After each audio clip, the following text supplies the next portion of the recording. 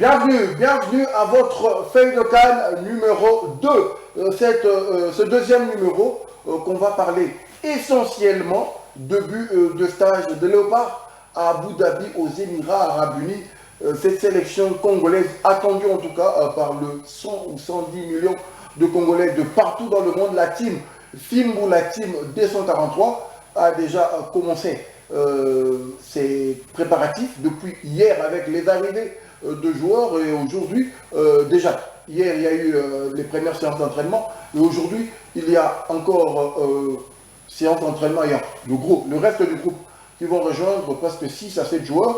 On va essayer d'en parler à long et à large. On va aussi essayer d'aborder, de fleurer un peu déjà les matchs amicaux que la RDC a prévus contre les Palancash Negras de l'Angola et puis contre les étalons burkinabés. Donc on va essayer un peu d'en parler, mais même si on va entrer bien sûr en profondeur dans le numéro 3 du feuille de Cannes, c'est-à-dire le vendredi, que vous allez voir ou savoir un peu plus sur la sélection au Palancash Negras. Pourquoi la RDC a choisi encore l'Angola et pourquoi peut-être le 11 la RDC a choisi encore le Burkina Faso. Mais aujourd'hui, on va rester focus 100%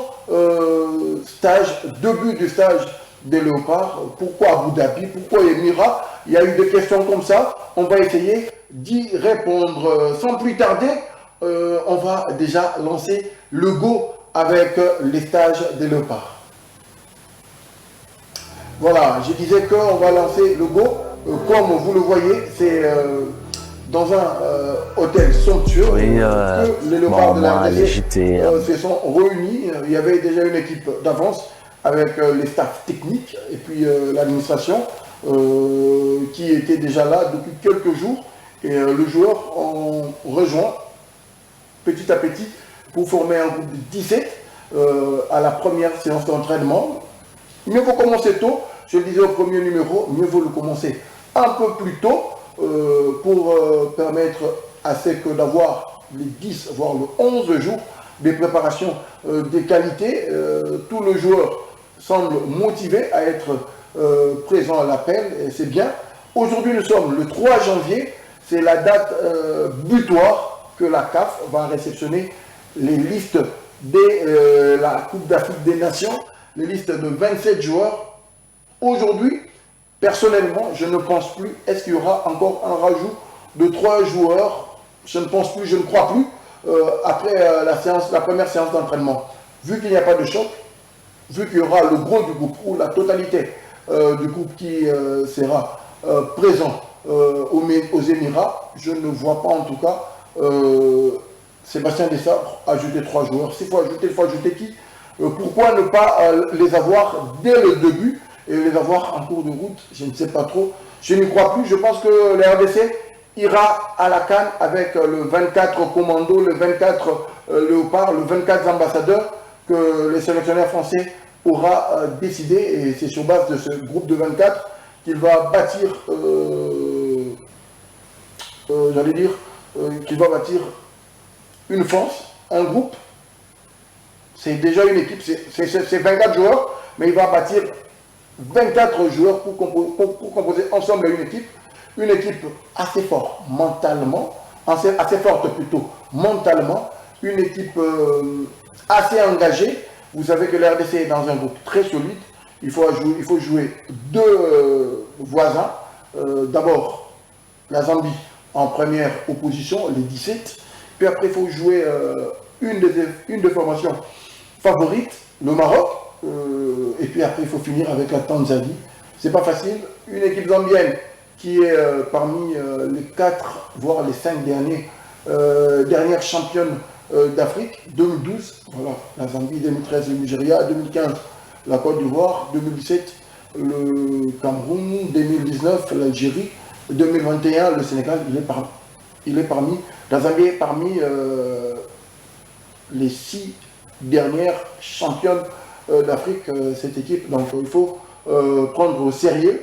Et puis c'est une équipe qui revient avec de bons joueurs, avec Doku, avec quelques bons joueurs qui ont fait mal, en tout cas lors des éliminatoires logé dans le même groupe que les pays organisateurs, la Côte d'Ivoire. Cette équipe zambienne s'est montrée assez solide, assez efficace, comme ça, en parcourant son groupe, en battant même la Côte d'Ivoire, qui était, malgré être pays organisateur, qui était presque favori du groupe, mais battre la Côte d'Ivoire et finir premier, ça montre qu'il y a des ambitions. C'est une équipe qui se forme bien et qui veut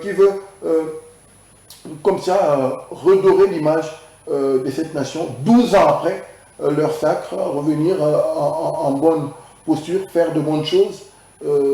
Pourquoi pas, comme l'a dit le vice-président de la fédération, aller jusqu'en quart de finale pour en retour, ça serait formidable. Donc la RDC sait qu'elle va jouer une équipe ambitieuse comme elle, une équipe qui se forme aussi comme elle, une équipe qui veut évoluer comme elle. Donc ça ne sera pas facile. Après, il faudra voir avec le Maroc. Le Maroc, c'est une équipe déjà favorite.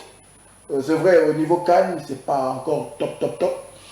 En 2021, l'équipe flanche un peu. En 2019, l'équipe est surprise par une élimination précoce. Mais après la CAN 2021, l'équipe a fait une progression. L'équipe s'est qualifiée pour la Coupe du Monde. D'ailleurs, au passage, en jouant la RDC au barrage. Un match peut-être difficile ici à Kinshasa pour le long de la classe, mais une rencontre aussi facilement gagnée chez eux à domicile, avec beaucoup de buts. Puis après, ils ont fait une Coupe du Monde quasi historique pour l'Afrique, quasi historique pour eux, atteignant les demi-finales, finissant 4e. Donc voilà, ils sont attendus. Les Lions de l'Atlas sont vraiment attendus dans cette CAN comme favoris.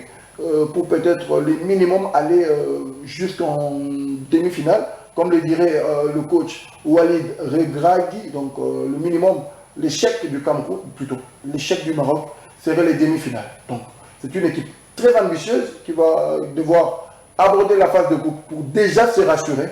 Donc ça montre que les ambitions seront un peu levées. Et puis il y a la Tanzanie qui après, ils ont dégraissé quelques cadres. Il n'y a pas, par exemple, leur cadre, leur grand joueur, Bwana Ali Samanta, donc ils ont comme ça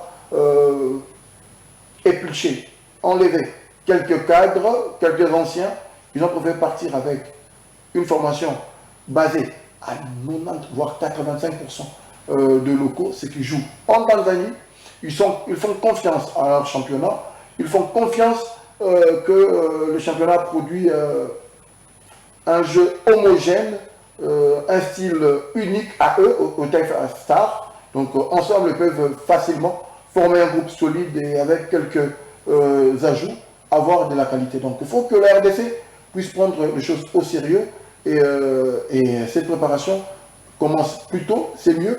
Et on va d'ailleurs suivre, en passant, on va d'ailleurs suivre ce qu'a été l'arrivée de joueurs et puis après les réactions comme ça des Fiston Kalala Maele, des Théo Bongonda, et puis on revient pour un peu aborder ce match de l'Angola et puis ce match du Burkina Faso. Bon, moi, l'Égypte et Abu Dhabi, c'est 3 heures du temps. Donc, je veux bien voyager et puis je suis bien arrivé.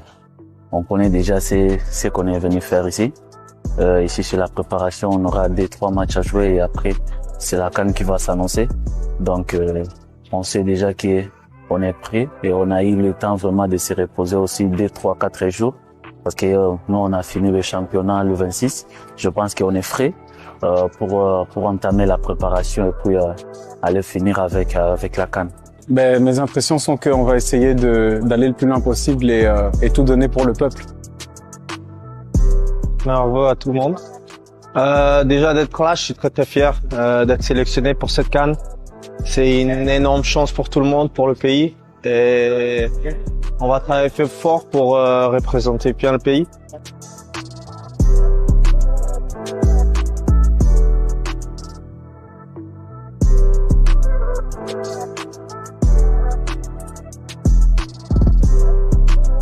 C'était un peu long, mais bon, ça donne aussi le temps de se reposer. Voilà, on sent la détermination, la joie, le bon climat, hein, les accolades de bienvenue, les sourires chez chacun. Donc ça montre il y a vraiment bonne ambiance. Et c'est ce groupe-là qui a débuté avec les entraînements. Tout se passe bien depuis leur arrivée jusqu'à aujourd'hui. Donc ils vont comme ça se préparer aujourd'hui 3. Demain 4. Et vendredi 5, il y aura la fatidique séance de reconnaissance des terrains. La conférence de presse avec Sébastien Desabre. Sûrement, il va nous donner l'aperçu de ses premiers jours d'entraînement. Et puis les 6, on va jouer comme ça les Palancash Neglash de l'Angola. Cette formation d'Angola qu'on a déjà eu à avoir récemment lors de la fenêtre FIFA du mois d'octobre avant d'affronter la formation australienne. On a joué l'Angola, c'était un match presque limpide, pas de but, pas grand chose. C'était le match qui a vu le début d'un certain Simon Banza, des Grady Diangana, donc voilà. C'est aussi une rencontre où Desabre avait tenté quelques ajustements en défense, au milieu de terrain, pour voir d'autres combinaisons. Et c'était un match que beaucoup n'ont pas été très satisfaits au vu du jeu sur terrain. Mais le samedi 6, on va essayer de voir, après 3 jours d'entraînement, après le mois de novembre, aujourd'hui, après quelques séances d'entraînement, est-ce que ça sera encore ce même genre de rencontre où l'équipe aura évolué? On verra peut-être bonnes choses. Qu'est-ce qu'on doit s'attendre? Là, je vais en parler le 5. Donc voilà, le vendredi, on va essayer d'en parler en long et en large de la rencontre contre l'Angola. Qu'est-ce qu'on doit s'attendre lors d'une rencontre des fixations? Après seulement 4 jours d'entraînement, est-ce que c'est une rencontre qu'il faut à tout prix gagner, montrer le grand jeu? Est-ce qu'il faut déjà montrer le 11 de départ? Qu'est-ce qu'il faut faire quand on joue de matchs comme ça? On va essayer d'en parler dans notre numéro 3, mais retenons que ça sera l'Angola le samedi 6, et puis après on va revenir à la préparation le 7, le 8, le 9, le 10, pour jouer le Burkina le 11. Là, le Burkina, c'est aussi une rencontre à suivre avec beaucoup d'intérêt, parce que je vais essayer aussi d'expliquer pourquoi la RDC doit peut-être, pour moi, c'est le match à gagner, pour moi. Je vais donner mes raisons, mais pour moi, entre l'Angola et le Burkina Faso, le match à gagner avant d'aller à la CAN, c'est le Burkina Faso. Le match où on doit montrer 80% des bonnes choses sur le Burkina Faso. Je vais essayer d'expliquer. C'est là, avant d'ailleurs, cette rencontre-là, ça sera le numéro 4 de feuille de CAN.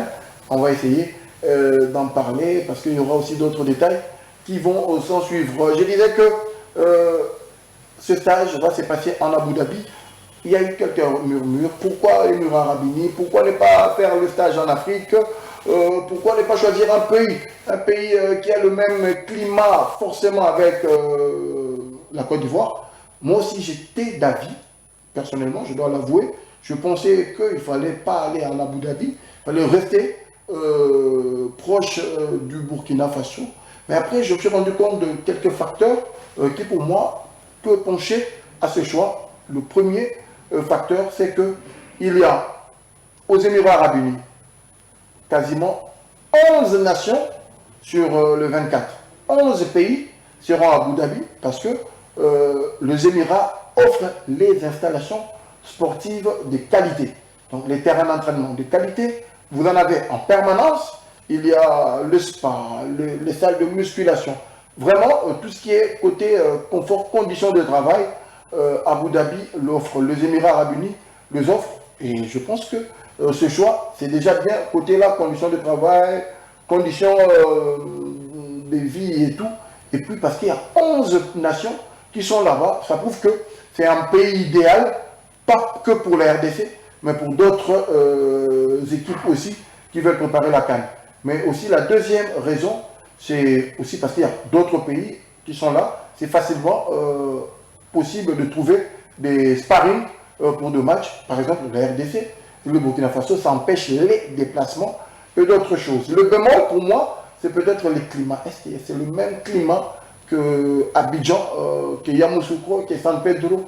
Peut-être non, mais ils vont voir comment faire face. Donc il suffit de finir le stage le 11, le 12 déjà, le 13, être à Abidjan pour se préparer à 4 jours de la rencontre. Voilà un peu en long et à large la feuille de CAN.